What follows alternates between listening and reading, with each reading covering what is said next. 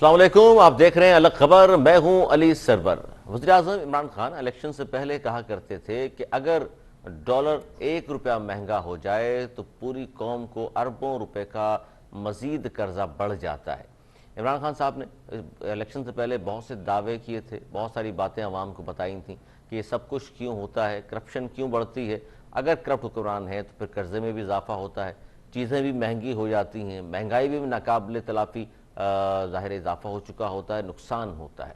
गर्दिशी कर्जे 2280 अरब रुपये मजीद बढ़ चुके हैं, बिजली की कीमत बढ़ा दी है, खाने पीने की अशिया की कीमतें बढ़ा चुके हैं, गैस की कीमतें बढ़ा गई हैं। डॉलर 170 से अब 68 पर आया है, 168 पर, और 170 पर डॉलर पहुंचा था तो पाकिस्तान की तारीख का बुलंद तरीन सतह थी ये डॉलर की। इससे पहले पाकिस्तान की 74 साल तारीख में ऐसा कभी नहीं हुआ।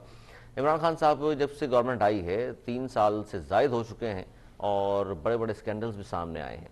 अब मुख्तलिफ जो तज्जियाती रिपोर्ट सामने आती हैं, जिसमें सबसे बढ़कर मैं कहूँगा कि आज़ाद ज़राए के हवाले से जब हम बात करते हैं कि जी महंगाई में कितना इजाफा हुआ है, वो ट्रांसपेरेंसी इंटरनेशनल हो या दीगर जितने भी इस तरह के फॉरम्स हैं, इनकी रिपोर्ट सामने आती हैं तो हुकूमत उसको मानने से इनकार कर देती है। जहाँ जहाँ से हुकूमत को मज़ाहमत लगती है या जहाँ जहाँ से सच सुनने को मिलता है, हुकूमत उनके खिलाफ फौरी तौर पर कार्रवाई करना चाहती है, दबाना चाहती है धौंस से, धमकियों से। इसकी बड़ी मिसाल जस्टिस फायद ईसा भी हैं। इसके अलावा इलेक्शन कमीशन के चेयरमैन भी हैं जिनको वफाकी वुज़रा की पूरी एक ब्रिगेड है जो सामने आती है PIDC बैठकर और उसके बाद वो मुसलसल प्रेस कॉन्फ्रेंस करते हैं और धमकाना शुरू कर देते हैं। इलेक्शन कमीशन को धमकियां दी गई, जलाने तक की बातें की गई, उन पर करप्शन के इल्ज़ामात लगाए गए कि जी पैसे लेकर फैसले करते हैं, दबाव में आ जाते हैं। हालांकि सब लोग जानते हैं डस्का में क्या हुआ था, वो 12-13 जो आरोज थे कहाँ गए थे, कहाँ से किस तरह गायब हो गए थे। उसके बाद जनाब हुआ ये कि नोटिस जारी कर दिए फवाद चौधरी साहब को, आज़म सवाती साहब को, दोनों सीनियर वजीर भी हैं। होना ही चाहिए था, खामोश इख्तियार कर लिया था, लेकिन जारहाना पॉलिसी इख्तियार कर ली है हुकूमत पाकिस्तान ने इलेक्शन कमीशन चेयरमैन के खिलाफ। इस पर भी हम बात करेंगे और एक बड़ी अहम और सबसे बड़ी जो बात है वो है महंगाई। इस पर हम बात करेंगे। सबसे पहले मैं टेलीफोन लाइन पे हमारे साथ मौजूद हैं मुस्लिम नून के नौजवान रहनुमा हैं राना एहसान अफजल साहब, उन्हें खुश आमदीद कहेंगे प्रोग्राम में। अस्सलाम वालेकुम राना साहब। जी राना साहब, बात हम कर रहे हैं कि एक तो महंगाई ज़ाहिर है 3 सालों में जितनी महंगाई हो चुकी है और जिससे नाकाबिले तलाफी नुकसान पहुंचा है पाकिस्तान को भी, और बड़े ही इस वक्त जो सूरत हाल है गरीब आवाम की वो हम सबके सामने है। लेकिन इससे पहले मैं चाहूँगा महंगाई पर आऊँ। सबसे पहले आज फवाद चौधरी साहब जिनको नोटिस भी जारी किया इलेक्शन कमीशन ने, उसके बावजूद भी आज़म सवाती हों या फवाद चौधरी साहब हों, मुसलसल इलेक्शन कमीशन को धमकाने में मसरूफ़ हैं, बिलखुसूस उनके चेयरमैन को। क्या कहेंगे इस पर आप? देखें, ये जो एक बुलिंग टैक्टिक्स हैं PTI के, ये तब शुरू हुए जब इनको डस्का में शिकस्त हुई। उससे पहले जनवरी में इमरान खान साहब की क्लिप्स हैं मौजूद जिसमें वो राजा सिकंदर साहब की तारीफ कर रहे हैं, और ये रिटर्न के अंदर है। ये शायद ही कभी कभार होता है कि शेख रशीद साहब ने एक लेटर जारी किया था जब ये राजा सिकंदर साहब जो आजकल ECP के जो है वो कमिश्नर हैं, हेड कर रहे हैं ECP को, तो उन्होंने कहा कि ये एक अपराइट ऑफिसर है, ऑनेस्ट ऑफिसर है, हार्ड वर्किंग ऑफिसर है। तो ये इतना अच्छा जो ऑफिसर था जिसकी तारीफों के ये पुल बांध रहे थे इमरान खान और इनके वुज़रा, ये एकदम से खराब किस तरह हो गया? वो इस तरह हुआ जब डस्का के अंदर इन्होंने अगवा किए प्रिजाइडिंग ऑफिसर्स और ये रंगे हाथों पकड़े गए, और उस पर जब इलेक्शन का फैसला हुआ कि इलेक्शन दोबारा होगा, उस वक्त से ये जो है ये जनाब ये खराब हो गए और हुकूमत ने इनकी तरफ तोपों का रुख कर दिया। और फिर दूसरा धचका इनको तब पड़ा जब इनका जो EVM का एजेंडा है, जो मैं समझता हूँ कि कंसेंसस के साथ आगे बढ़ना चाहिए था और जिसके अंदर हुकूमत का कोई रोल नहीं है कि वो मशीनरी सिलेक्ट करती फिरे और मिनिस्ट्री ऑफ साइंस कहे कि हमने सिलेक्ट कर लिए, जो कि ECP का काम है और हुकूमत अपने मैंडेट से बाहर काम कर रही है। ECP मना कर चुकी है साफ अल्फाज में, जाहिर इसलिए तो फिर राजा साहब को धमकाने का सिलसिला भी शुरू हो गया। अच्छा, इसमें ये भी है राना साहब के اگر ہم دیکھ رہے ہیں کہ کورٹ سے آواز آ جائے، جسٹس فائز عیسیٰ جیسے لوگ اگر کوئی اس طرح کی بات کر دیں، ریمارکس دیں یا کوئی فیصلہ سامنے آئے تو اس پر چڑھ دوڑتے ہیں، ان کے خلاف ریفرنس فائل ہو جاتا ہے. میڈیا میں ان کے خلاف جب باتیں شروع ہوئیں، ان کی حکومتی کارکردگی دکھانے لگا میڈیا، بتانے لگا کہ جی بہت ہو گیا، 3 سال ہو گئے ہیں، کہاں سے کہاں مہنگائی چلی گئی ہے، آپ دیکھ لیں ملک کا کیا حال ہے، دیوالیہ ہونے کے قریب ہم پہنچ چکے ہیں، ہر چیز مہنگی کر چکے ہیں. تو میڈیا کے حوالے سے بھی ظاہر نئے قانون لانے کے در پہ ہیں یہ لوگ، جس پر ظاہر اپوزیشن کی ساری جماعتیں ہی اس حوالے سے ایک لائحہ عمل طے کر رہی ہیں اور ریجیکٹ کیا ہے سب نے اس پر. اب یہ آج جو پریس کانفرنس کی ہے فواد چودھری صاحب نے، اس پر یہ کہا ہے انہوں نے کہ جی دیکھیے اپوزیشن کی جو سیاست ہے وہ صرف پیسے بچانے کے لیے ہے اور اس کے علاوہ کچھ بھی ایجنڈا نہیں ہے ان کا. دیکھیے ہماری اگر سیاست پیسے بچانے کے لیے ہے تو بجائے کہ یہ میڈیا ٹرائل کرے ہمیشہ کی طرح اور کیچڑ اچھالے، تو کیا وجہ ہے کہ ہر جگہ ان کو تسلیل ہوئی ہے. جو نیب نیازی گٹھ جوڑ تھا وہ برے طریقے سے فیل ہو گیا. اگر آپ خاقان عباسی کی بات کریں تو وہ سرخرو ہوئے. اس بیل کے اندر جسٹس نے کہا کہ کوئی ہمیں شواہد نہیں ملے اور یہ بوگس کیس لگتا ہے. اسی طرح سعد رفیق ہو گیا، مفتاح اسماعیل ہو گیا، احسن اقبال ہو گیا، رانا ثناء اللہ ہو گیا، کسی کی یہ جو ہے یہ ایویڈنس کسی طور پہ پیش نہیں کر سکے یا کوئی کیس کو آگے نہیں موو کر سکے. تو میں سمجھتا ہوں کہ یہ نعرہ جو ہے برے طریقے سے حکومت کا نیریٹو فیل ہو چکا ہے کہ جی ایک کرپشن اپنی بچانے کے چکر میں ہے. بھئی آپ نے ثابت کرنا تھا. اب 4 سال آپ کی حکومت کا ہے. تو یہ بات تو درست ہے رانا صاحب آپ کی. میں شامل کروں گا ویر جی کوہلی ہمارے ساتھ موجود ہیں، معاون خصوصی وزیر اعلیٰ سندھ کے. ان کے سامنے بھی رانا صاحب یہ مسئلہ رکھتے ہیں کہ اس وقت جو ملک کی صورتحال ہے. ویر جی کوہلی صاحب بہت شکریہ وقت دیا آپ نے. ویر جی کوہلی صاحب کیا کہیں گے؟ رانا احسان افضل صاحب بھی موجود ہیں، یہی بات کر رہے ہیں کہ آج بھی فواد چودھری صاحب نے پریس کانفرنس کی اور پوری ایک بریگیڈ ہے وزراء کی جو سامنے آتی ہے روزانہ، اور وہ کبھی الیکشن کمیشن پہ چڑھ دوڑتے ہیں، کبھی سپریم کورٹ کے حوالے سے باتیں سامنے آتی ہیں. ورنہ اپوزیشن تو 3 سال سے ہم سن ہی رہے ہیں کہ جی چھوڑیں گے نہیں اور جناب دیکھ لیجئے گا یہ ہو جائے گا اور ایسا ہو جائے گا اور اربوں روپیہ برآمد ہو جائے گا، کرپشن ختم کر دیں گے. ایسا تو ہوا کچھ نہیں ہے. اس پر آپ کیا کہیں گے؟ آج بھی انہوں نے کہا ہے دو جی جی ویر جی 3 کوہلی سال صاحب میں آپ نے 3 سال میں کیا کیا اپنی پرفارمنس دکھا دیں. آپ 3 سال ہو گئے سوائے اس کے کہ کسی اپوزیشن کو گالی دینا، کسی کی پگڑی سے اچالنا اور سوائے کہ اس پہ روتے رہنا کہ کیوں کہ پچھلوں نے لوٹ لیا تو ہم کچھ نہیں کر سکتے. تو ایک تو یہ، دوسرا یہ کہ پچھلے 3 سالوں میں یہاں پر صادق اور امین اور بیٹھے ہوئے ہیں اور جن کی ایمانداری کی مثال اور پھر مدینہ کی ریاست. تو مجھے یہ بتائیں کہ پچھلے 3 سالوں میں نہ کوئی کرپشن ہوئی ہے، نہ کوئی منی لانڈرنگ ہوئی ہے اور نہ کوئی پیسہ باہر گیا، نہ چوری ہوئی، کچھ نہیں ہوا. تو مجھے بتائیں کہ 3 سال میں ان میں سے چوری میں سے کتنی بچت ہوئی ہے اور جو منی لانڈرنگ باہر نہیں ہوئی اس کی وجہ سے کتنی بچت ہوئی ہے. اور تیسرا یہ کہ یہ جو نعرہ لے کر آئے تھے کہ اگر ہم قرضے لیں گے تو خودکشی کریں گے، تو مجھے بتائیں کہ پاکستان کی تاریخ میں سب سے زیادہ جو قرضہ لیا گیا پچھلے 3 سالوں میں لیا گیا. تو کون سی بات پہ، کون سے ادارے کو انہوں نے ٹھیک کیا، کون سا نیا پروگرام لے کر آئے سوائے اس کے کہ آپ کمیٹی بنا دو. اس میں پتا چل گیا کہ بھئی دوائی جو ہے میڈیسن 800 گنا زیادہ بڑھ گئی. اور پھر جو وفاقی کیبنٹ تھا جس نے کہا کہ صرف وہ میڈیسن باہر سے لیں گے انڈیا اور باقی ممالک سے صرف اور صرف لائف سیونگ ہوگی، لیکن آپ نے دیکھا کہ وہ میڈیسن ساری لی گئی جو یہاں پر اویلیبل تھی اور باقی کمپنی سے مل سکتی تھی. لیکن اس پہ کیا ہوا، جب کرپشن سامنے آئی 800 گنا بڑھ گیا اور پھر جب پتا چل وزیر چینج ہو گیا جی. عامر کیانی صاحب کو ایک عہدہ دے دیا گیا پارٹی میں، اس سے بھی بڑا عہدہ دے دیا گیا. اچھا میں جاننا ہی چاہتے ہیں لوگ کہ رانا صاحب آپ بھی اور ویر جی کوہلی صاحب آپ بھی کہ نون لیگ اور پاکستان پیپلز پارٹی ساتھ تھے پی ڈی ایم میں. ظاہر ہے اب پاکستان پیپلز پارٹی باہر آ چکی ہے تو اپوزیشن کی وہ طاقت نہیں رہی اس پلیٹ فارم سے. تو اس گورنمنٹ کے لیے تو سب سے بڑا جو اس وقت مسئلہ ہے وہ مہنگائی ہے، اپوزیشن کی شکل میں نہیں ہے. حالانکہ اپوزیشن کا ڈر خوف ہوتا ہے اگر اپوزیشن تگڑی ہو تو آپ لوگ آپس میں ایک کیوں نہیں ہو سکتے، ایک پلیٹ فارم پر جدوجہد کیوں نہیں کر سکتے اس حکومت کے خلاف؟ جی رانا صاحب پہلے آپ جواب دے دیجیے پھر ویر جی کوہلی کی بات پوچھتا ہوں میں. دیکھیے جو اسمبلی ہے اس کے اندر اپوزیشن اکٹھا کام کر رہی ہے. ای سی پی کی ریفارمز آتی ہیں وہاں بھی ہم اکٹھے کام کر رہے ہیں. جو کانسٹیٹیوشنل میٹرز ہیں مثال کے طور پہ ای سی پی کے 2 نامنی جو ہیں وہ سلیکٹ کرنے، تو اس کے اندر بھی اپوزیشن متحد ہے. جہاں تک پی ڈی ایم کی بات ہے تو وہاں جو اختلافات رائز کیے اس کی کچھ وجوہات ہیں. پی ایم ایل این کا ایک پرنسپل سٹانس ہے کہ ہم لوگ جو ہے وہ کسی بھی ڈیل شیل کے اندر بلیو نہیں کرتے اور جو ہے بیک ڈور ڈپلومیسی میں بھی نہیں ڈیل کرتے.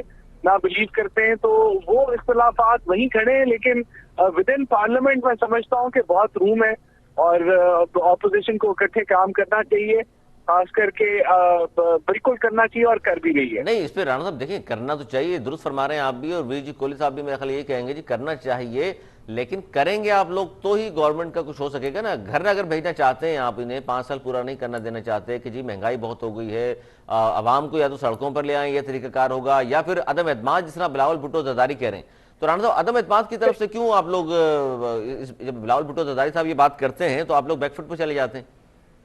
देखिए, अदम एतमाद की एक इशू है, और वो इशू ये है कि जब हमने चेयरमैन सेनेट का इलेक्शन था तो उसके अंदर पूरी कौम ने देखा कि ऑपोजिशन ने वोट पूरे लिए, बल्कि जीत गई, लेकिन उसके बावजूद उस इलेक्शन में ऑपोजिशन को हरा दिया गया। तो बदकिस्मती पे अदम एतमाद का जो इलेक्शन है, जब तक उसको आशीर्वाद ना मिले कुछ हलकों से, वो कामयाब नहीं होती, और हम किसी भी आशीर्वाद के हामी नहीं है। अच्छा, आप ये समझते हैं कि जी ये पीपल्स पार्टी वाले अगर कह भी रहे हैं कि नंबर हम पूरे कर लेंगे, तो आप समझते हैं कि कहीं से कोई इशारा होगा, आशीर्वाद होगी तो ही कामयाबी है, और ये नहीं लगता आपको कि पीपल्स पार्टी पर कोई आशीर्वाद मिल सकती है इनके कहने से? देखिए, अगर मिल भी सकती है तो हम इंटरेस्टेड नहीं है। हम इस हाइब्रिड निजाम का हिस्सा नहीं बनना चाहते, हम किसी हाइब्रिड रिजीम का हिस्सा नहीं बनेंगे। हम चाहते हैं कि अगर कोई हुकूमत हो तो वो प्योरली जमहूरी हुकूमत हो। अच्छा, इसका मतलब मज़ामत तो ये नहीं कि आप नवाज शरीफ साहब का बयानिया फॉलो कर रहे हैं कि जी मज़ामत होगी और ये निज़ाम नहीं चल सकता, आज़ादाना जमहूरी हुकूमत आएगी। तो वीर जी कोहली साहब ये जो बात कर रहे हैं राणा साहब, इस पर आप क्या कहेंगे? ये तो कह रहे हैं जी जाहिर है नंबर्स भी पूरे नहीं है, फिर कहीं से आशीर्वाद के बगैर तो अदम एतमाद कामयाब हो ही नहीं सकती, हम जानते हैं, तो इसलिए हम बैकफुट पर हैं। देखें, इस वक्त मैं ये समझता हूँ कि बीच में एक ब्रेकडाउन हुआ और उसके बाद फिर दोबारा बातें शुरू हुई हैं, हो रही है बातचीत। मेरा ख्याल है कि उसके मुस्बत रहना चाहिए, क्योंकि मौजूदा जो गवर्नमेंट है, जिस तरह की इन्होंने पॉलिसी अपनाई है और जिस तरह का रवैया है, जो कि आइन गैर आइनी अमल और गैर आइन का डिक्टेटरशिप वाला इनका जो रवैया है, जो कहते हैं कि हमारे बस में हो तो 500 लोगों को टांग दें, वो 500 लोग कौन है, हमारे अपोजिशन के हैं। तो इनका जिस तरह का पूरा रवैया है, मैं ये समझता हूँ कि बाकी जो अपोजिशन पार्टीज हैं उनको बहुत पॉजिटिव होने की जरूरत है। बाकी जहाँ तक है कि कंप्रोमाइज कौन करता है, उसमें मैं किसी और पार्टी का तो नहीं कहूंगा, लेकिन पाकिस्तान पीपल्स पार्टी का मैं अपना बता सकता हूँ कि जुल्फकार भुट्टो से कहा गया कि तुम माफी मांग लो और यहाँ से चले जाओ, अपनी जान बचा लो, जलावतन हो जाओ। उसने कहा कि मैं इस मिट्टी से पैदा हुआ हूँ, इस धरती में दफन होना पसंद करूंगा, मैं यहाँ से नहीं जाऊंगा। और उसका नतीजा क्या हुआ कि उनको फांसी दे दी गई। मोहतरमा बेनजीर भुट्टो से कहा गया कि तुम सिक्योरिटी रिस्क को यहाँ से चले जाओ, तो उसने कहा कि मैं शहीद भुट्टो की बेटी हूँ, मैं इस धरती में दफन होना पसंद करूंगी, लेकिन अपने कौम को नहीं छोड़ सकती। उसको देखा कि आपने मार दिया गया।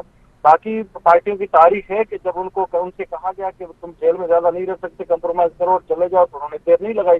अच्छा, मियां साहब की बात कर रहे हैं, वो मियां साहब बाहर चले गए थे और अभी मियां साहब बाहर हैं। राणा साहब, ये तो फिर पार्टी कारकुनान के दरमियान होना चाहिए लीडरशिप को। परवेज मुशर्रफ भी उसमें है, लेकिन मैं ये कह रहा हूँ कि मैं अपने पक्ष की बात कर रहा हूँ। यहाँ पर हम इस वक्त हमें पॉजिटिव होने की जरूरत है, और बजाय के ये जो बात आप कर रहे हैं, बिल्कुल बिल्कुल कोहली साहब, देखिए ये जो बात आप कर रहे हैं ना, यही आपकी लीडरशिप ने, जनाब जरदारी साहब ने भी कहा था कि मियां साहब अगर धरने देने हैं और लॉन्ग मार्च करना है तो फिर आप भी पाकिस्तान आए, अकेले हम इस उम्र में जेलें नहीं काट सकते, आप भी आए, फिर मिलके चलते हैं। और मियां साहब जाहिर है कहा ही जा रहा है कि जो राणा साहब बेहतर बताएंगे, इस साल मियां जावेद लतीफ के मुताबिक तो इस साल मियां साहब वापस आ रहे हैं, क्योंकि अक्टूबर के आखिर तक किसी न किसी की पोस्टिंग होनी है, बड़ी अहम ओहदे पे कोई शख्सियत है, उसके बाद मियां साहब शायद पाकिस्तान आ जाए। राणा साहब, ऐसी बात है? देखिए, मियां साहब जरूर पाकिस्तान वापस आएंगे, और खुसूसी तौर पे इलेक्शन से पहले तो वो जरूर पाकिस्तान में मौजूद होंगे, लेकिन वो राइट टाइम पे आएंगे जब एक ऐसा माहौल बना होगा जहां हम इस हुकूमत को इख्तिताम की तरफ लेके जा रहे होंगे। क्योंकि अभी वो टाइम कब आएगा राणा साहब? वो टाइम इंशाल्लाह जल्द आ जाएगा। हुकूमत जो है हर जगह इस पे सीन फंसाए हुए हैं, चाहे वो मीडिया हो, जुडिशरी हो, आपकी इलेक्टोरल रिफॉर्म हो, या ऑपोजिशन के साथ जिस तरह का वो रवैया रखी हुई है। तो मैं समझता हूँ कि आने वाले टाइम में कभी भी कोई चिंगारी निकल सकती है जो आग की शक्ल इख्तियार कर लेगी। तो ये जो हुकूमत है, चैलेंज उसकी तरफ है। نہیں تو مہنگائی سے ستائے ہوئے لوگ ہیں اس وقت، تو صرف کوئی بھی ایک مقبول لیڈرشپ سامنے آئے اور جو لوگوں کو سڑکوں پر لا سکتے ہیں، حکومت کو مشکلات کا شکار کر سکتے ہیں. لیکن آپ دونوں کی پارٹی کی جانب سے، بالخصوص پاکستان پیپلز پارٹی نے تو کل کہا ہے کہ جی ہم مہنگائی کے خلاف پورے ملک میں احتجاج کریں گے، لیکن نون لیگ اس حوالے سے خاموش ہے. نہیں، پی ڈی ایم جو ہے وہ مہنگائی کی اگینسٹ جو ہے وہ جلسے بھی کرے گی، ریلیز بھی کرے گی، اور انشاءاللہ تعالی ممکن ہے کہ لانگ مارچ کی طرف بھی ہم جائیں. یہ پی ڈی ایم کے پلیٹ فارم سے اچھا، لانگ مارچ کی طرف رانا بار صاحب، بار اناؤنس کیا. اور رانا صاحب اس پہ تو بلاول بھٹو زرداری صاحب کا بیان موجود ہے کہ اگر لانگ مارچ کی طرف آپ جا رہے ہیں تو پہلے استعفے دیں، جو ہم سے کہا گیا تھا. آپ بھی لانگ مارچ کی طرف جاتے ہیں تو پہلے استعفے دے کے پھر جائیے گا لانگ مارچ کی طرف. دیکھیں، استعفے دینا بالکل ایک بیسٹ آپشن تھا، لیکن وہ تبھی تھا اچھا، یہ پیپلز پارٹی کے لیے تھا، یہ نون لیگ کے لیے بھی یہ بیسٹ آپشن ہے؟ نہیں، دیکھیں اس کا ہم نے پی ٹی آئی کو سپورٹ نہیں کرنا، ہم نے اس حکومت کو جو ہے ایک مشکل ٹف ٹائم دینا ہے. اگر آدھی اپوزیشن استعفے دے دیتی ہے تو اس سے اس حکومت کو فائدہ ہوگا، نقصان نہیں پہنچے گا، اور نقصان اپوزیشن کو ہوگا. اچھا جی، ویر جی کوہلی صاحب آپ کیا کہیں گے؟ کیونکہ ظاہر بلاول بھٹو زرداری صاحب نے منع کر دیا تھا استعفے دینے سے، اور اب لانگ مارچ کی جب بات کی فضل الرحمان صاحب نے پی ڈی ایم کے پلیٹ فارم سے، تو ان کا بیان یہ آیا کہ جی ٹھیک ہے ہم نے نہیں دیے تھے استعفے، ہمیں جو کہا جا رہا تھا، تو آپ لوگ پہلے استعفے دیں اور پھر لانگ مارچ کی طرف جائیں. دیکھیں، مسئلہ یہ تھا کہ نون لیگ کو استعفیٰ دینے میں کوئی نقصان نہیں تھا، اسی لیے چیئرمین صاحب نے کہا تھا کہ دیکھو ہم اگر استعفیٰ دیتے ہیں تو اس وقت ہماری سندھ میں گورنمنٹ ہے، لیکن اگر ہم عدم اعتماد لاتے ہیں پنجاب میں تو وہاں آپ کی حکومت بن سکتی ہے یا ملی جلی کوئی حکومت بن سکتی تھی. لیکن کس نون طرح لیگ کی اندازہ کسی لگایا بھی کہ ویر صوبے جی میں کوہلی کوئی صاحب حکومت نہیں تھی. سات سیٹیں ہیں آپ کی پنجاب میں اور 22-23 نمبر کم ہیں اگر حکومت گراتے بھی ہیں بزدار صاحب کی آپ لوگ، یہ باقی نمبر کہاں سے آتے؟ دیکھیں، کچھ بہت سارے ایسے لوگ ہیں جو ان سے ناراض ہیں، وہ ان کے تھے نہیں کبھی بھی، لیکن وہ ان کے ساتھ اتحاد میں شامل ہوئے تھے، اور ان کا پھر رویہ دیکھ کے اور پھر ان کی پالیسی دیکھ کے وہ لوگ ناراض ہیں. تو کچھ لوگ تو پریس کانفرنس بھی کر چکے ہیں. تو یہ بہت ساری ناراضگیاں ابھی ہیں. اور آپ کو پتا ہے کہ کل کسی نے کہا، اور بہت سینئر بندے نے کہا کہ عمران خان جو ہے وہ تنہا رہ جائے گا، کیونکہ ماضی کی تاریخ یہ بتاتی ہے کہ جو ان کے آس پاس جو پوری برگیڈ ہے ان کے پاس، جو گالی گلوچ برگیڈ جو وزراء کی ہے، تو اس میں آپ دیکھیں کہ اس میں اکثریت ان لوگوں کی ہے جو کسی زمانے میں پیپلز پارٹی کے ساتھ بھی تھے اور نون لیگ کے ساتھ بھی تھے. تو یہ جب کل وقت آئے گا تو عمران خان تنہا رہ جائیں گے، اور یہ جو موسمی کیا کہیں گے ان کو جو آتے موسمی ہیں، پرندے ہیں تو جی، یہ موسم کے ساتھ جو چلے موسمی جاتے ہیں. پرندے، ہاں، اچھا لیکن تو اس یہ میں ان کے ہاتھ میں جھنڈا کسی اور پارٹی کا ہوگا اور نعرہ بھی کسی اور پارٹی کا ہوگا. لیکن تو ویر جی کوہلی صاحب یہ مسئلہ پھر یہ یہ ہے کہ دیکھنا پنجاب کہ اس میں طرح کے بہت سارے لوگ ہیں جو جی اندرونی جی طور پر رابطے میں ہیں، اور وہ انہوں نے وہ پارٹی تبدیل کرتے ہوئے منٹ لگاتے ہیں، ان کے لیے کوئی وہ اچھا، ایشو نہیں ہے. ان کے انتظار میں آپ یا ان سے چلیں جی، بات چیت اگر ہو بھی رہی ہے آپ کی، لیکن اس وقت پوزیشن تو یہ ہے پنجاب میں پاکستان پیپلز پارٹی کی. بلاول بھٹو زرداری صاحب بھی گئے وہاں پر اور انہوں نے اچھے جلسے بھی کیے ہیں، لیکن اس کے باوجود بھی جو ابھی کینٹونمنٹس کے الیکشنز تھے اس میں تو آپ کے پاس پنجاب سے کچھ ہاتھ نہیں آیا. لیکن نون لیگ وہاں بڑی پاورفل ہے، 52 سیٹ نے نکال لی ہیں وہاں سے انہوں نے، اور بڑا ٹف ٹائم دیا ہے. ٹف ٹائم کیا بلکہ جیت گئے وہاں سے پنجاب سے. تو یہ لوگ تو پنجاب میں مقبولیت نہیں ہے پاکستان پیپلز پارٹی کی، یہ بھی مد نظر رکھیں آپ. لیکن ہاں، نہیں، اچھی بات ہے، جو حقیقت ہے اس کو جو ہے وہ سامنے آنا چاہیے.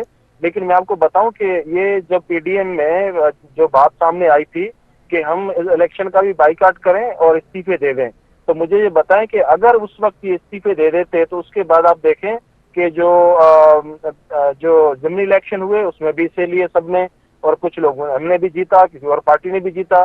پھر جو کشمیر میں ہوئے، اپنا گلگت بلتستان میں ہوئے، اس کے بعد ابھی جو کنٹونمنٹ کے ہوئے، تو اس میں اگر جیت کر آئے ہیں تو اچھی بات ہے. لیکن جو اس وقت ان کی جو پالیسی تھی، وہ جو کہہ رہے تھے کہ نہیں ہم استعفیٰ دیں گے اور ان کا بائیکاٹ کریں گے، تو چیئرمین صاحب نے کہا تھا بلاول بھٹو زرداری نے کہ ان کے لیے اسپیس کھلا نہیں چھوڑ سکتے، سیاسی میدان خالی نہیں چھوڑ سکتے. تو یہ اسی کا نتیجہ ہے کہ جو چیئرمین صاحب کی پالیسی تھی اس پر چلے ہیں، انہوں نے استعفے نہیں دیے اور میدان خالی نہیں چھوڑا، تو جیت کر آ گئے ہیں. اچھی بات ہے، مبارکباد دیتے ہیں. میں سمجھتا ہوں کہ سیاسی پارٹی کو کبھی بھی سیاسی میدان خالی نہیں چھوڑنا چاہیے. نہیں، درست ہے سر. مجھے چھوٹا سا بریک لینا ہے، لیکن ایک ہفتے کے دوران مہنگائی میں مزید اضافہ ہوا ہے، یہ کہنا ہے ادارہ شماریات کا، اور جبکہ ایک یوٹیلیٹی سٹورز پر بھی ایک بار پھر مختلف اشیاء مہنگی کر دی گئی ہیں، جبکہ اسٹاک ایکسچینج میں سرمایہ کاروں کے گزشتہ روز 41 ارب روپے ڈوب گئے ہیں. بہت اہم خبر ہے، اس پر بھی بات کریں گے، لیکن چھوٹے سے بریک کے بعد کہیں مت جائیے گا، دیکھتے رہیے الگ خبر.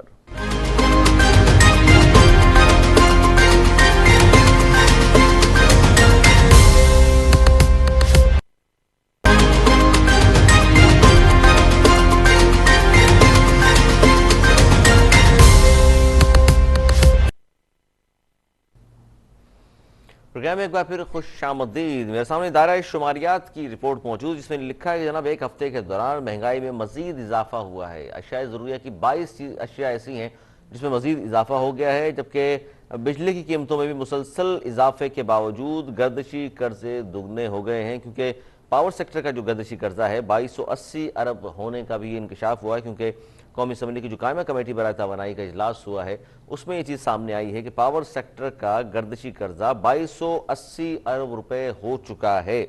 اچھا، اب مسئلہ یہ ہے کہ شرح سود میں اضافہ کرنے سے کیا کیا نقصانات ہیں جی؟ شرح سود میں اضافہ تو کر دیا آپ نے، قرض لینے والے اداروں کو بھی ظاہر ہے مشکلات کا سامنا کرنا پڑے گا۔ اس کے علاوہ آپ نے بجلی مہنگی کی، پیٹرول مہنگا کیا اور شرح سود میں اضافہ بھی کیا، لیکن اس سے کیا تاجر برادری خوش ہوگی یا اس پر اپوزیشن کا کیا موقف ہے، یہ بھی ہم آپ کے سامنے رکھیں گے۔ اور جس میں بریک پہ جانے سے پہلے میں نے کہا تھا کہ اسٹاک ایکسچینج میں سرمایہ کاروں کے 41 ارب روپے ڈوب گئے ہیں۔ اس پر رانا صاحب اگر میری آواز آ رہی ہے آپ کو تو کیا کہیں گے؟ یہ مزید مہنگائی میں اضافہ ہوتا جا رہا ہے، ظاہر ہے عام لوگوں کا تو جینا بڑا مشکل ہو چکا ہے۔ دیکھیں، یہ مہنگائی ایک حقیقت بن چکی ہے پاکستان کے اندر، جو پچھلے 3 سال سے ہر روز ایک عام آدمی کی جیب گزر رہی ہے۔ ہمیں حکومت بتاتی ہے کہ کرونا کی وجہ سے مہنگائی ہو رہی ہے، لیکن جب آپ پورے ریجن کا جائزہ لیتے ہیں تو آپ دیکھتے ہیں کہ انڈیا کے اندر جو ہے وہ کرونا بقول ہماری حکومت اس نے سب سے زیادہ تباہی مچائی، لیکن اس کے اندر جو مہنگائی کی شرح ہے وہ 5.5% تھی، لیکن ہمارے ملک کے اندر جو ہے 8.84% تھی۔ پورے ریجن میں اگر آپ سری لنکا لے لیں، آسٹریلیا، افغانستان لے لیں، سری لنکا لے لیں، تو ہماری مہنگائی کی شرح جو ہے وہ سب سے زیادہ ہے۔ اور اس کی بیسک وجہ یہ ہے کہ حکومت کی گورننس پالیسیز جو ہے وہ نیگیٹو ہیں، جس کی وجہ سے شوگر مافیاز جو ہیں، آٹا مافیاز جو ہیں، یا فارماسیوٹیکل انڈسٹری جو ہے، انہوں نے پرائسز اپنی بے انتہا بڑھائی۔ اچھا، اس میں رانا صاحب یاد ہوگا آپ کو عمران خان صاحب الیکشن سے پہلے کہا کرتے تھے کہ ڈالر اگر 1 روپیہ بھی مہنگا ہوتا ہے تو پاکستان پر جو قرضہ ہے وہ اربوں روپے کا اس میں اضافہ ہو جاتا ہے۔ اب ڈالر جو ہے 2018 میں آپ کی گورنمنٹ جانے کے بعد 125 روپے کا تھا اور آج 170 اور اب واپس آیا 168 پر ہے، تو کتنا کا اضافہ اس میں ہو چکا ہوگا؟ ہماری جب حکومت تھی تو 115 روپے کا ڈالر تھا، باقی کیئر ٹیکر گورنمنٹ جی، اس لیے میں 2018 یوز کیا لفظ جی۔ لیکن ابھی اس وقت کی یہ صورتحال ہے کہ مئی کے اندر، صرف اس سال مئی کے اندر 152.5 پہ تھا ڈالر، تو صرف پچھلے 4 مہینے میں 16 روپے ڈالر جو ہے وہ بڑھ چکا ہے۔ اور ان کے بقول، پی ٹی آئی کے بقول، اگر 1 روپیہ ڈالر بڑھتا تھا تو 105 ارب کا قرضوں میں پاکستان کے اضافہ ہو جاتا تھا، تو پچھلے 4 مہینے میں ان کی کیلکولیشن کے مطابق 1600-1800 ارب جو ہے وہ پاکستان کے قرضوں میں اضافہ ہو چکا ہے، جس کا مطلب یہ ہے کہ جب آپ فسکل ڈیفیسٹ کی بات کریں گے وہ بھی بڑھ جائے گا۔ بڑے چیلنجز ہیں حکومت کو، اور ان کے اندر تینوں میں حکومت کی پرفارمنس جو ہے وہ بڑھتا رہی ہے۔ اچھا، اس میں تو بڑی اس وقت تو ویر جی کوہلی صاحب، اس وقت جو صورتحال ہے وہ ظاہر ہے، جس طرح میں نے پروگرام کے پہلے سے میں آپ دونوں سے پوچھا تھا کہ مہنگائی تو مسلسل بڑھتی جا رہی ہے اور عام آدمی کا سب سے بڑا جو مسئلہ ہے وہ یہی ہے، آٹا، چینی، دالیں، ان سب کی قیمتیں اوپر چلی گئی ہیں، بجلی کی قیمتیں اوپر چلی گئی، ڈالر اوپر چلا گیا، پیٹرول اوپر چلا گیا، نیچے واپس نہیں آنا ظاہر ہے اس گورنمنٹ میں، جب تک یہ 2 سال مزید اگر گورنمنٹ رہتی بھی ہے تو ظاہر ہے واپسی کا اثار تو نہیں ہے۔ تو اسے ایسے موقع پر آپ لوگ صرف انتظار کریں گے وقت پورا ہونے کا، جی 5 سال پورے کرنے دیے جائیں، جب تک تو سر لوگوں کا حال کیا سے کیا ہو چکا ہوگا؟ بھائی مسئلہ یہ ہے کہ ہم پی ٹی آئی کی طرح نہیں سوچتے ہیں۔ پی ٹی آئی جو اپوزیشن میں تھی تو انہوں نے بل جلائے تھے اور جو الفاظ بولتے تھے وہ بھی آپ کے سامنے، سول نافرمانی اور ٹیکس نہ دو، یہ ریاست کے خلاف بغاوت ہوتی ہے، سول نافرمانی ہوتی ہے۔ لیکن اور پارلیمنٹ پہ لانتے بھیجنا، سارا کچھ جلا دو، گھیر دو، لیکن اس وقت بھی جب یہ آصف زرداری صاحب جب جیل میں تھے اور جب اسمبلی کے اندر آئے تھے جیل سے ڈائریکٹلی، تو اس وقت بھی انہوں نے کہا تھا کہ دیکھو باقی ساری چیزیں آپ انتقام لے لو، ہمیں جیل میں ڈال دو، جو آپ نے کرنا ہو کرو، لیکن ہم آپ کو بتاؤں کہ جب معیشت کا معاملہ جو ہے وہ ریاست سے جڑا ہوا ہے، سیاست سے جڑا ہوا نہیں ہے، تو اب آئیں گے اور ہم سب مل کر معیشت کے نام پر ایک ہو جاتے ہیں۔ تو اگلے جملے میں انہوں نے کہا کہ ان کی جو گالم گلوچ بریگیڈ وہاں بیٹھی ہوتی ہے، انہوں نے کہا دیکھو جی زرداری صاحب جو ہے وہ NRO مانگ رہے ہیں۔ اس نے کہا بھائی مجھے جیل میں ڈال دو، مجھے کوئی شوق نہیں، اس سے پہلے میں 10-12 سال رہ چکا ہوں تو مجھے کوئی فکر نہیں ہے، لیکن آپ معیشت کے ساتھ جو کھیل رہے ہو، جو آپ کو آپ کی پالیسی بالکل زرداری صاحب نے بالکل کوہلی صاحب زرداری صاحب نے یہ بھی کہا تھا کہ جناب نیب اور احتساب ایک ساتھ نہیں چل سکتے، اور یہی ہوا معیشت اور نیب ایک ساتھ نہیں چل سکتے. جی جی نیب اور معیشت ایک ساتھ نہیں چل سکتے، اور وہی ہوا، اور ہم نے دیکھا کہ آج معیشت کا کیا حال ہے. بالکل ایسے ہی آپ دونوں بھی ظاہر ہے ہمارے ساتھ ہیں، اور سابق صدر کاٹی کے سلیم الزماں صاحب بھی ہمارے ساتھ تھوڑی دیر بعد ٹیلی فون لائن پر ہوں گے، ان سے بھی ہم بات کریں گے. اچھا، ایک بڑی مثال دی جا رہی ہے رانا صاحب، بار بار آج بھی فواد چودھری صاحب نے کہا کہ جی دیکھ لیجئے انڈیا میں پیٹرول کی قیمت 205 روپے پاکستانی ہے، اور کہتے ہیں جی پاکستان میں اس کے مقابلے میں بہت سستا ہے پیٹرول. انہوں نے یہ مثال دی ہے، اور یہ نہیں بتایا انہوں نے لیکن کہ انڈیا کی جو عام آدمی کی سالانہ فیکس سالانہ آمدنی ہے وہ 3.5 لاکھ پاکستانی روپے ہے، جبکہ پاکستانی یعنی ہمارے فیکس سالانہ آمدنی جو ہے 1,85,000 روپے. لیکن لوگوں کو یہ بھی ہیپناٹائز کرنے والی بات ہے نا کہ آپ دکھا کچھ رہے ہیں، بتا کچھ رہے ہیں، اور لوگوں کو کہہ رہے ہیں کہ جی دیکھ لیں ہندوستان میں 502 روپے پاکستانی جو روپے ہیں ان کا 1 لیٹر پیٹرول ملتا ہے. یاد ہوگا کہ اسد عمر صاحب جو ہے وہ بڑا چیخ و پکار کرتے تھے کہ پیٹرول جو ہے وہ بڑا مہنگا ہے. ہمارے دور حکومت میں پی ایم ایل این میں میرے خیال سے غالباً 2015-16 کی بات ہے، اور 70 روپے کا تب پیٹرول تھا. تب ہم بھی ان کو یہ دلائل دیتے تھے کہ جو 70 روپے قیمت ہے وہ پورے ریجن میں سب سے سستی ہے. انڈیا ہو گیا، آپ کا سری لنکا ہو گیا، افغانستان ہو گیا، سارے ریجن میں اس وقت بھی پیٹرول کی قیمت سب سے سستی ہے. تو بندہ ان سے سوال پوچھے، آج وہی لاجک جو ہم دے رہے تھے آپ نے تسلیم نہیں کی، آج آپ وہ لاجک جو ہے وہ قوم کو کیوں دے رہے ہیں؟ حقیقت یہ ہے کہ پیٹرول 125 روپے جب 5 روپے انہوں نے بڑھایا ہے تو اس سے ایک نیا مہنگائی کا جو بم ہے وہ انہوں نے گرایا ہے، جسے ہر چیز مہنگی ہوگی. اور حقائق اس طرح ہے کہ انہوں نے 610 روپے ہدف رکھا ہے پیٹرولیم لیوی کا اس سال.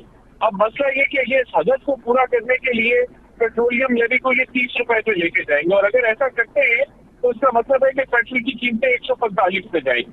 اور اگر ایسا نہیں کرتے تو پھر حکومت کا ریونیو کے اندر شارٹ فال آئے گا اور حکومت اور قرضہ لے گی، کیونکہ جو معیشتی صورتحال ہے، خاص کر کے جو حکومت کی اپنی پرفارمنس ہے اخراجات کی اور انکم کی، اس میں بہت زیادہ فرق. بالکل رانا صاحب، ہوگا کیا یہی میں بات کر رہا ہوں. میرے ساتھ ٹیلی فون لائن پر موجود ہیں ندیم مولوی صاحب، سینئر تجزیہ کار بھی ہیں، اور خاص طور معاشی حوالے سے تو ان سے زیادہ پاکستان میں کم ہی لوگ ہیں جو جانتے ہوں گے.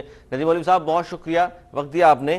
سر یہ ہم بات کر رہے تھے کہ اس وقت ایک ہفتے کے دوران مہنگائی میں مزید اضافہ ہوا ہے، ساتھ ساتھ ایک اہم خبر میں نے شیئر کی پبلک سے اپنے عوام کے سامنے کہ اسٹاک ایکسچینج میں سرمایہ کاروں کے 41 ارب روپے ڈوب گئے. اس پر آپ کیا کہتے ہیں سر؟ یہ کیا ہوا، کیا یہ 41 ارب ڈوبے ہیں جو سرمایہ کاروں کے؟ دیکھیں بہت دنوں سے جو ہیں ایسے شیئرز اوپر یہ لے کے جا رہے تھے جو واقع میں قابل یقین نہیں ہوتا کسی بھی ایک عام انسان کو. یعنی کہ 70 پیسے کا شیئر جو ہے وہ 24 روپے پہ لے کے گئے ہیں، اور اس کا کوئی جواب نہیں ہوتا. یہ کہا جاتا ہے کہ جناب سینٹیمنٹس ہیں. سینٹیمنٹس دنیا میں، پاکستان میں نہیں پوری دنیا میں سینٹیمنٹس کے ساتھ سٹاک مارکیٹ میں کام ہوتا ہے، مگر ایسا نہیں ہوتا کہ 1600% ایک شیئر کی قیمت بڑھتی ہے، وہ بھی صرف 2-3 مہینے میں. یعنی 1600% جب کوئی شیئر بڑھتا ہے تو ظاہر ہے اس کی کوئی فنڈامنٹل ہونے چاہیے. مگر پاکستان سٹاک مارکیٹ میں ایسے کئی شیئر پچھلے 3-4 ماہ سے اوپر جا رہے ہیں جن کے فنڈامنٹل صحیح نہیں ہیں. فنڈامنٹل کا مطلب یہ ہے جن کی بیلنس شیٹ، جن کارخانوں کی بیلنس شیٹ جو ہے وہ لاس میں دکھا رہی ہے، وہ پروفٹ میں نہیں ہے، کسی قسم کا ڈیویڈنڈ نہیں دے رہے، بونس نہیں دے رہے، مگر ان شیئروں کو کہا جا رہا ہے کہ جناب فلاں سے ان کے جوائنٹ وینچر ہونے والے ہیں یا ہو رہے ہیں، اور اسے 1600% اوپر لے جایا جاتا ہے. اور پھر سٹاک مارکیٹ ویسے تو معیشت کی عکاسی کرتی ہے، مگر پاکستان میں اس کی عکاسی نظر اس لیے نہیں آتی کیونکہ سٹاک مارکیٹ میں بہت سی چیزیں ایسی ہو رہی ہیں جو میرے خیال سے اس قابل غور ہے اور تحقیقات ہونی چاہیے. اچھا، اس پر سلیم الزماں صاحب بھی ہمارے ساتھ موجود ہیں، صدر کاٹی کے، بلکہ اپنے انتخابات ہو گئے کاٹی کے، اس پہ بھی بات کریں گے. سلیم الزماں صاحب بہت شکریہ وقت دیا آپ نے. کیا کہیں گے سر اس وقت بزنس مین کے لیے، صنعت کاروں کے لیے سرمایہ کاروں کے لیے پاکستان میں اس وقت کوئی ہے کشش ہے یا نہیں ہے؟ کیونکہ اب اس وقت جو صورتحال ہے وہ تو ہم دیکھ رہے ہیں کہ جی پاکستان میں گردشی قرضہ کی بات میں کر رہا ہوں کہ 2280 ارب روپے ہونے کا انکشاف ہوا ہے. یہ قومی اسمبلی کی قائمہ کمیٹی برائے توانائی کا جو اجلاس ہوا ہے, کیا کہیں گے سر اس پر آپ؟ جی تھینک یو علی. دیکھیے بات یہ کہ آپ نے پوچھا کہ سرمایہ کاروں کے لیے کوئی اس پہ کشش ہے اس وقت مارکیٹ میں یا نہیں ہے. کشش ایک انویسٹر کے لیے کس صورتحال میں ہوتی ہے؟ کشش اس وقت ہوتی ہے جبکہ اس مارکیٹ کے اندر ریٹ آف ریٹرنز اچھے ہوں, جبکہ وہاں پہ کاسٹ آف ڈوئنگ بزنس کم ہو, جبکہ وہاں پہ مارکیٹ پریڈکٹیبلٹی ہو کہ کس طریقے سے مارکیٹ جاری ہے, ایک اسٹیبل ٹرینڈ ہونا چاہیے. آپ کو پتا ہو کہ جی آج میری یہ کاسٹ ہے تو آج سے 1 سال بعد میری یہ کاسٹ ہوگی, میری 2 سال بعد یہ کاسٹ ہوگی. یا پھر یہ کہ وہاں کا انفراسٹرکچر بہت اچھا ہو, یا پھر وہاں پہ آپ کے پاس ساری فیسلٹیز ہوں, دنیا بھر کی بیسٹ فیسلٹیز ہوں.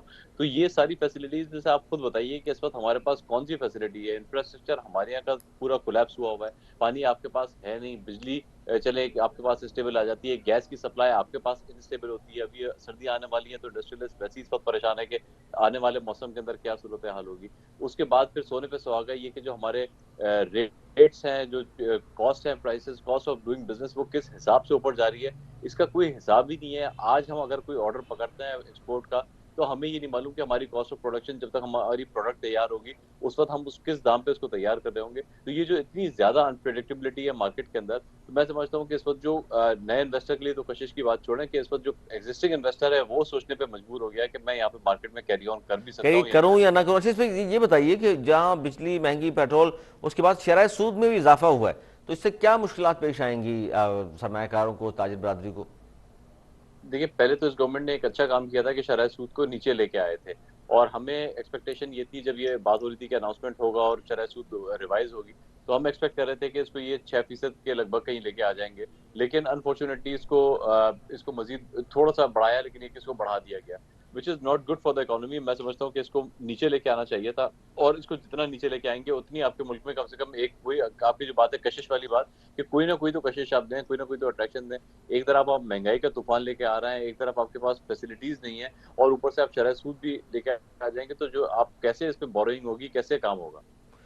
جی بالکل صحیح کہہ رہے ہیں آپ سلیم الزمان صاحب. اور ندیم مولوی صاحب, یہ جو ہم بات کر رہے تھے بار بار کہ جی انڈیا میں آج بھی, فواد چودھری صاحب نے مثال دی کہ ہندوستان میں آج بھی 205 روپے فی لیٹر پیٹرول ہے, پاکستانی روپے, اور لیکن یہ نہیں بتاتے ان کی سالانہ فکس جو آمدنی ہے وہ 3.5 لاکھ ہے, اور ہمارے یہاں جو سالانہ فکس آمدنی 1,85,000 روپے ہے. اس پر کیا کہیں گے آپ؟ دیکھیں دنیا, یہ تو حقیقت ہے کہ جی دنیا بھر میں تقریباً 75% انٹرنیشنل آئل مارکیٹ میں قیمتوں میں اضافہ دیکھا گیا. پچھلے سال جو تھی $42 پہ ٹریڈ ہو رہا تھا WTI, اور اب ہو رہا ہے $72 پہ. مگر سوچنے والی یہ بات ہے کہ پچھلے 1 سال میں ہم نے کوئی ریزرو ٹینکس نہیں بنائے, اور نہ ہی کوئی ایسا تجزیہ کار کسی منسٹری میں نے دیکھا جنہوں نے پریڈکٹ کیا ہو کہ جناب آگے آنے والے دنوں میں ہم یہ سمجھ رہے ہیں کہ آئل کی قیمتوں میں اضافہ ہوگا, اس لیے اس کی بائنگ پہلے سے کر دی جائے. آپ نے دیکھا ہوگا کہ ایک چھوٹی سی کوئی سٹاک مارکیٹ کی کمپنی کیوں نہ ہو, ان کے پاس تجزیہ کار ہوتے ہیں, اینالسٹ ہوتے ہیں, جس کی بنا پہ وہ شیئرز خریدتے ہیں. مگر ہم یہاں پہ اربوں ڈالر کے تیل خریدتے ہیں بغیر کسی تجزیہ کار کے. ٹینڈر بیس بزنس ہوتا ہے, جو کہ ایک ٹینڈر کھلتا ہے جس میں ہو سکتا ہے کہ 5 آدمی کارٹل بنا لے اور جو بھی ریٹ ڈالے, مگر اس کا جو بھی تخمینہ نکلتا ہے یا جو بھی نتائج نکلتے ہیں وہ پوری قوم کو بھگتنا پڑتا ہے. ہمارے یہاں ہم یہ رونا پیٹتے ہیں یا ایکسکیوز دیتے ہیں کہ جناب انٹرنیشنل آئل مارکیٹ میں یہ ہو گیا, ہندوستان میں یہ ہو گیا. ہمیں یہ نہیں دیکھنا کہ باہر کیا ہوا, ہمیں یہ دیکھنا کہ ہم خود ایسا کچھ کریں کہ ہندوستان مثال دے کہ جناب پاکستان میں دیکھیں کتنا سستا تیل بک رہا ہے, کتنا سستا پیٹرول بک رہا ہے, ہمیں بھی کرنا چاہیے. مگر نہیں, ہم کسی برے کو دیکھ کے کہتے ہیں ہم کم برے ہیں. ہمیں یہ دیکھنا ہے کہ ہمیں مزید اور اپنے اچھا آپ ہونا کو چاہیے. بہتر ہم نہیں اپنا کر رہے. مقابلہ ہندوستان سے بالکل کیوں کرتے ہیں؟ سر, میں چاہوں گا ویر جی کوہلی صاحب اس پہ تھوڑا کمنٹ کر دیجئے, اور پھر ظاہر ہے آپ کے کمنٹ کے بعد میں پھر مجھے گیس کو بھی شامل کرنا ہے. جی ویر جی کوہلی صاحب کیا کہیں گے؟ یہ جو ساری صورتحال ہے مہنگائی کے حوالے سے ہم بات کر رہے ہیں, جی ادارہ شماریات کی رپورٹ بھی سامنے ہے کہ ایک ہفتے میں 22 اشیاء ضروریہ ہیں جن میں اضافہ ہوا ہے. بجلی بھی 2 روپے 7 پیسے فی یونٹ بڑھنے کا امکان ہے, پیٹرول آلریڈی یہ بڑھا چکے ہیں, گیس کی قیمتیں آپ کے سامنے. دیکھیں جو میں 2 چیزیں کہوں گا, میں نے وہ فواد چودھری صاحب کی دیکھی پوری پریس کانفرنس, اس میں یہ سمجھتا ہوں، مجھے یہ فیل ہوا ہے، پاکستان میں مجھے فیل ہوا کہ میرے ملک کی جو کرنسی ہے، جو روپیہ ہے، اس کا مذاق اڑایا جا رہا تھا، اور وہ بھی ان ممالک کے ساتھ جوڑ کے جو کہ ہمارے دشمن ملک رہے، اور ان کی ہر وقت یہ اس طرح کی، جیسے میں انڈین کو نیوز چینل دیکھ رہا تھا جس پر وہ چرچے کر رہے ہوں اور تماشا بنا رہے ہو ہماری کرنسی کا، تو وہ بتا رہے تھے کہ دیکھو پڑوسی ملک جو اس کے مقابلے میں ہماری جو روپیہ ہے، کرنسی ہے، اس کی وہ قیمت کتنی مستحکم ہے، کم وہ مستحکم ہے، بالکل معاون خصوصی بہت وزیر اعلیٰ کم ہے۔ سندھ ویر جی کوہلی، بہت شکریہ آپ کا۔ اور یہاں میں شامل کروں گا پی ٹی آئی کے ممبر ہیں سندھ اسمبلی عدیل احمد، ان سے بھی بات بھی کریں گے۔ اور سلیم الزماں صاحب کیا کہیں گے اس اب جو صورتحال ہے معیشت کی، اس میں آپ کو لگتا ہے کہ کچھ اقدامات گورنمنٹ نے ایسے کیے ہیں کہ اگلے 2 سال میں کچھ بہتر ہونے کی امید ہے آپ کو؟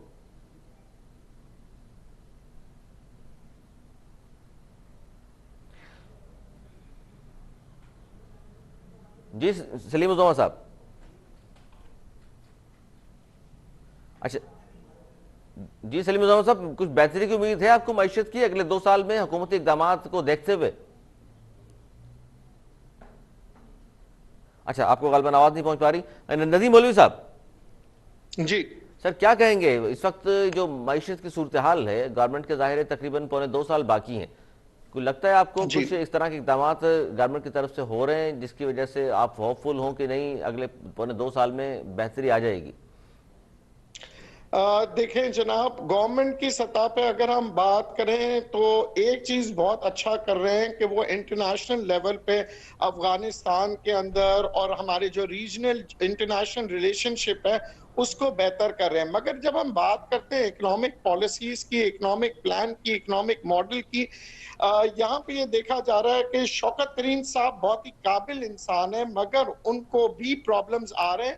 اس کی وجہ یہ ہے کہ اسٹیٹ بینک کو جب سے انڈیپینڈنٹ باڈی بنا دیا گیا ہے اور رضا باقر صاحب کے ہاتھ میں سب کچھ ہے، تو اب آپ دیکھیں کہ 2 طرف سے ہم مارے جا سکتے ہیں، چاہے حکومت کوئی بھی ہو۔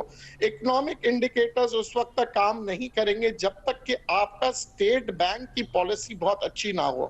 دنیا بھر میں، امریکہ میں بھی آج فیڈ کا انتظار کیا جا رہا ہے کہ فیڈ کے نتائج کیا آئیں گے، کیا سٹیٹمنٹ ہوگا، کیونکہ اسٹیٹ بینک جو ہے وہ اکانومی کو سٹیبل کرنے میں کام کرتی ہے۔ یہاں یہ دیکھا جا رہا ہے کہ اسٹیٹ بینک اور آئی ایم ایف ایک لینتھ پہ پہنچ رہی ہے، کیونکہ آئی ایم ایف یہ کہہ رہی ہے کہ جناب آپ نے جو بھی انسینٹیوز دیے تھے انٹرسٹ ریٹس کو کم کرنے کے لیے، وہ کووڈ کی وجہ سے دیے تھے، اب کووڈ جو ہے وہ ختم ہو گیا ہے، تو آپ دوبارہ اس کو انٹرسٹ ریٹس کو اوپر کیا اسی جائے۔ لیے اس نے شرح سود میں اضافہ کیا ہے۔ عدیل پی ٹی آئی کے نوجوان رہنما ہیں، ممبر ہیں سندھ اسمبلی، خوش آمدید پروگرام میں آپ کو۔ بات کر رہے ہیں مہنگائی کے حوالے سے، عدیل کیا کہیں گے آپ؟ کیونکہ ایک ہفتے کے دوران مہنگائی میں مزید اضافہ ہوا ہے، ادارہ شماریات کی یہ رپورٹ ہے۔ اس کے علاوہ یوٹیلیٹی سٹورز پر بھی دیکھ لیجئے، وہاں بھی 22 اشیاء ضروریہ ہیں جن کے قیمتوں میں اضافہ ہو گیا ہے۔ شرح سود میں بھی آپ کی گورنمنٹ نے اضافہ کیا ہے، تو یہ تو ظاہر ہے پیٹرول، بجلی، گیس، تمام چیزیں بڑھا دی ہیں آپ نے، تو غریب کا تو جینا محال ہو گیا۔ بسم اللہ الرحمن الرحیم، بہت شکریہ آپ نے اپنے پروگرام میں موقع دیا۔ دیکھیں، یہ جو جتنی چیزوں کا آپ ذکر کر رہے ہیں نا، اس کا براہ راست پاکستانی حکومت یا ہماری حکومت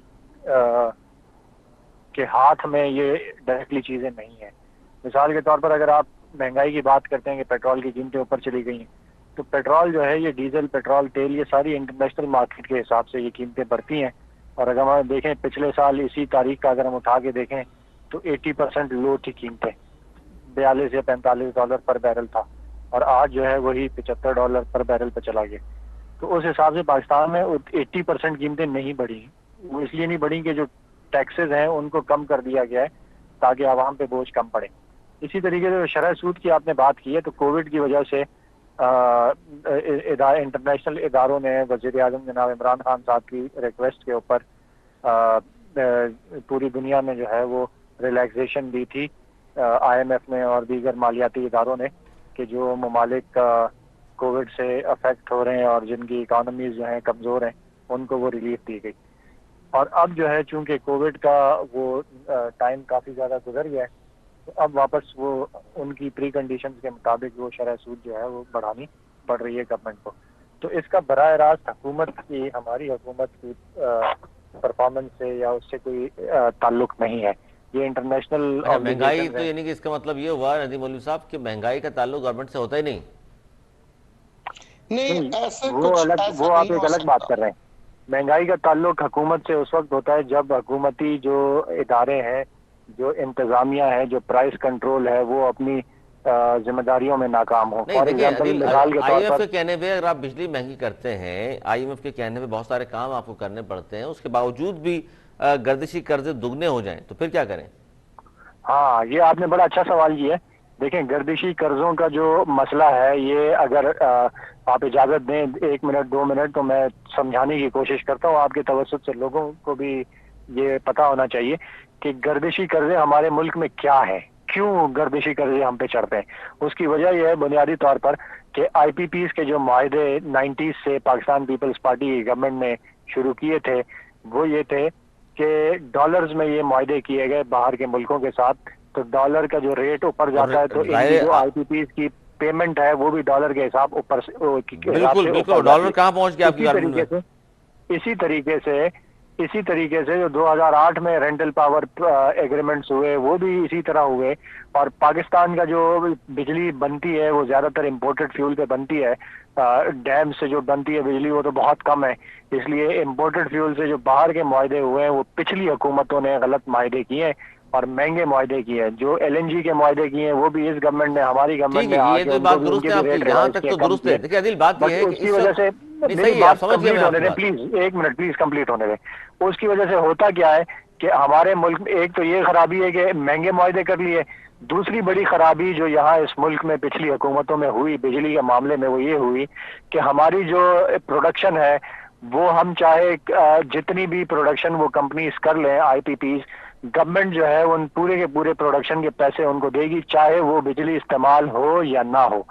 تو این ٹی ڈی سی جو نیشنل ٹرانسمیشن ڈیولپمنٹ کا ادارہ ہے جو لائنیں بچھاتا ہے، اس نے پچھلے 10-12 سالوں میں کوئی لائنیں بچھانے پہ، کوئی انفراسٹرکچر کام نہیں کیا انفراسٹرکچر پہ. ٹھیک ہے، یہاں تک تو بات صحیح ہے. دیکھیے میری سن لینا 1 منٹ پلیز، مجھے آدھا منٹ اور دے دیں. تو ہوتا یہ ہے کہ جو بجلی پروڈیوس کرتی ہے آئی پی پیز، گورنمنٹ ان کو پوری پیمنٹ کرتی ہے، حالانکہ وہ جا کے سسٹم میں استعمال نہیں ہوتی. تو اس کا مطلب یہ ہوا کہ چاہے حکومت بجلی استعمال کرے یا نہ کرے، عوام کرے یا نہ کرے، حکومت کو اس کی پیمنٹ کرنی پڑ رہی ہے. تو اگر ہماری آئی پی پیز پروڈیوس کر رہی ہیں 35,000 میگا واٹ، تو ہمارا سسٹم جو ہے وہ اس کو استعمال کرنے کی کیپیسٹی اگر 22,000 میگا واٹ کی ہے تو یہ 13,000 میگا واٹ، یہ میں مثال دے رہا ہوں، ایگزیکٹ فگرز نہیں ہے یہ اس بجلی کے پیسے حکومت ادا کر رہی ہے. اب جب ریکوری نہیں ہو رہی اور حکومت ادا کر رہی ہے تو وہ گردشی قرضوں کی صورت میں جمع ہو رہا ہے. آپ کی بات سمجھ گئی. اس میں ندیم مولوی صاحب ریپلائی کر دیجیے. 30 سیکنڈ ہے میرے پاس. جو عدیل بات کر رہے ہیں درست فرما رہے ہیں یا اس میں کوئی اختلاف ہے آپ کو؟